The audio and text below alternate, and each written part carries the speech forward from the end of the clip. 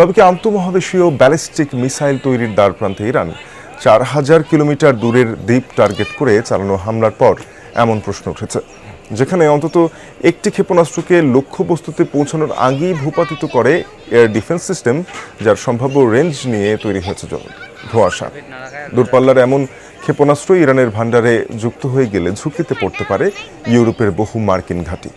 Rainbow allrounder exterior pay বাড়ির বাহিরের দেয়ালের সুরক্ষা নিয়ে থাকুন নিশ্চিন্ত, সাথে পাচ্ছেন 10 বছরের ওয়ারেন্টি। সম্প্রতি ভারত মহাসাগরে অবস্থিত মার্কিন ব্রিটিশ ঘাঁটি দিয়েগো গার্সিয়া লক্ষ্য করে দুটি ক্ষেপণাস্ত্র ছোড়ে ইরান। দেশটি থেকে যার অবস্থান আনুমানিক 4000 কিলোমিটার দূরে।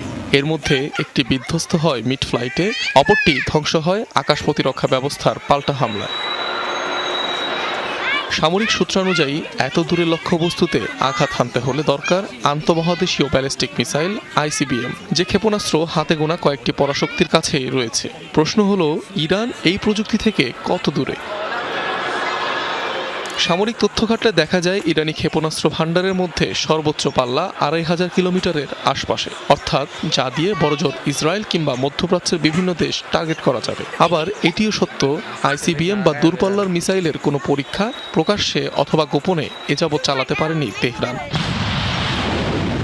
এদিকে এ ধরনের ক্ষেপণাস্ত্রের সফলতা যাচাই করতেও দরকার পড়ে একাধিক টেস্টিংয়ের। নিষেধাজ্ঞা, কঠোর নজরদারি সহ নানাবিধ কারণে আগে কখনো এমন সুযোগ পায়নি ইরান। ধারণা করা হচ্ছে দিয়েগো গার্সিয়াতে ছোড়া মিসাইল দুটি এই টেস্টিংয়েরই অংশ হতে পারে।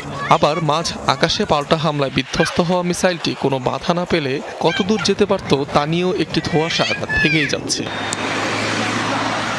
এ ঘটনা সত্য হলে ইরানের সামরিক সক্ষমতা নিয়ে প্রচলিত ধারণা আমূল পাল্টে যাবে। অর্থাৎ এক মহাদেশ থেকে আরেক মহাদেশে হামলা চালানোর মতো ক্ষেপণাস্ত্র তেহরান তৈরি করে ফেললে ঝুঁকিতে পড়তে পারে সম্পূর্ণ ইউরোপ, আফ্রিকা, এমনকি এশিয়ার বড় অংশ।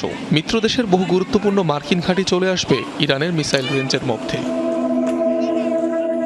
উল্লেখযোগ্য বিষয় হলো, আন্তঃমহাদেশীয় ব্যালিস্টিক মিসাইল তৈরি আর পরিচালনা দুটোই অত্যন্ত ব্যয়বহুল। তাই নাজুক অর্থনীতি ও শত্রুপক্ষের সার্বক্ষণিক নজরদারির কারণে ইরানের এমন সক্ষমতা থাকলেও তা সীমিত হতে পারে। বর্তমানে তেহরানের সর্বোচ্চ পাল্লার মিসাইলের মধ্যে অন্যতম কদর, এমাদ, খোরামশার ও সিজ্জিল।